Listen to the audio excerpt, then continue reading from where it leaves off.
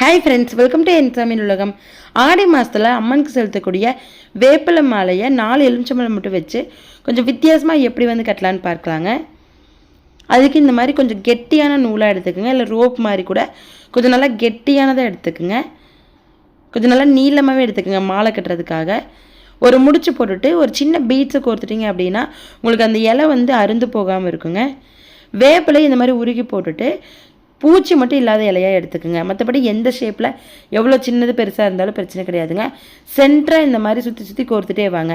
உங்களுக்கு அது கோர்க்கும் போதே தெரியும் இல்லையா, ஒரு சைடு மட்டும் கேப்பாக இருந்துச்சுன்னா அந்த கேப்பை ஃபில் பண்ணி கோருங்க, அவ்வளோதாங்க. நீங்கள் இந்த வேப்பிலை மாலை மட்டும் எந்த மாதிரி கோர்த்தாலுமே லாஸ்ட்டாக பார்க்கும்போது கேப் இல்லாமல் உருண்டையாக அழகாக வருங்க. சென்டராக மட்டும் கோர்த்துக்குங்க, அப்போ உங்களுக்கு பார்க்க ரொம்ப அழகாக இருக்கும்.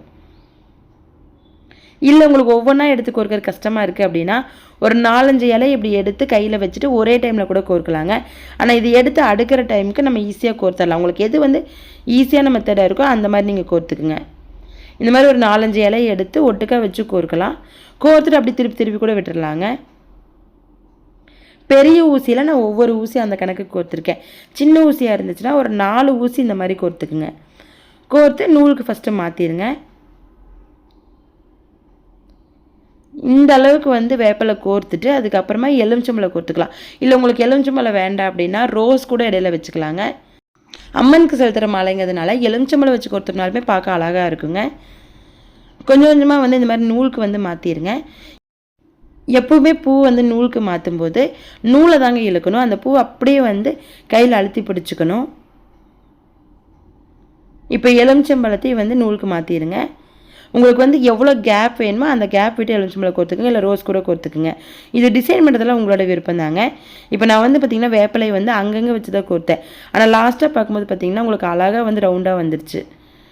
ஒரு 2 எலுமிச்சம்பழம் வச்சுருக்கேன். ஸ்டார்டிங் ஒரு எலுமிச்சம்பழம் வச்சுருக்கேன், கீழே ஒரு எலுமிச்சம்பழம் வச்சுருக்கேங்க. கீழே அந்த செண்டு மாதிரி தொங்குறதுக்கு கொஞ்சமாக வேப்பிலையை கோர்த்துட்டு ஒரு 5 பீட்ஸ் மேலே கோர்த்துருக்கேன்.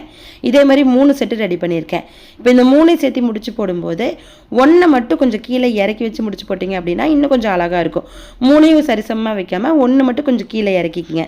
இறக்கி இந்த 3 சேர்த்து ஃபஸ்ட்டு கட்டிடணும். இப்போ இதுக்கப்புறம் இதை ஜாயின் பண்ணிங்க மாலையில் அப்படின்னா உங்களுக்கு நல்லா ஸ்ட்ராங்காக நின்றுக்குங்க. தனித்தனியாக ஜாயின் பண்ணுறதை விட ஃபஸ்ட்டு இந்த 3 சேர்த்து ஜாயின் பண்ணிடுங்க. ஃபஸ்ட்டு ரொம்ப வித்தியாசமாக அழகாக இருக்குங்க. இது அப்படியே மாலையில் ஜாயின் பண்ணிக்கணும். மேலே ஒரு சின்ன பூ கோர்த்துருக்கேன், எலுமிச்சம்பழம். அடுத்தது கொஞ்சம் வேப்பிலை, மறுபடியும் ஒரு எலுமிச்சம்பழம், மறுபடியும் வேப்பிலை கோர்த்துருக்கேங்க. கீழே செண்டு மாதிரி தொங்க விடுறதுக்கு பீட்ஸுமே வேப்பிலையை வச்சு கோர்த்துருக்கேன் இல்லைங்களா, அதை ஜாயின் பண்ணி விட்டுருக்கேன். மேல் பக்கம் இந்த மாதிரி டேப்போ ரோப்போ கழுத்தை சுற்றி வர்றதுக்கு கட்டி விட்டுருங்க. இது ஆண்டாள் மாலை மாதிரி நான் 2 சைடும் ரெடி பண்ணியிருக்கேங்க. இல்லை உங்களுக்கு இப்படி வேண்டாம், கழுத்துக்கு போடுற மாதிரி நார்மல் மாலை மாதிரி வேணும்னா கீழே இதை அப்படியே ஜாயின் பண்ணி கட்டிட்டீங்க அப்படின்னா நார்மல் மாலை மாதிரி இருக்கும். உங்களுக்கு எப்படி விருப்பமோ எப்படி ஈஸியாக இருக்கோ அந்த மாதிரி கட்டி பாருங்க. எப்பவும் ஒரே மாதிரி மாலை கட்டுறதை விட கொஞ்சம் இந்த மாதிரி மாலை கட்டும்போது வித்தியாசமாக இருக்குங்க. பார்க்க ரொம்ப அழகாக இருக்கும். சாமி சிலைக்கெல்லாம் போடும்போது ட்ரை பண்ணி பாருங்கள் ஃப்ரெண்ட்ஸ். இந்த வீடியோ உங்களுக்கு பிடிச்சிருந்துச்சுன்னா லைக் ஷேர் பண்ணிவிட்டு நம்ம சேனலை சப்ஸ்கிரைப் பண்ணிக்கோங்க. தேங்க்யூ.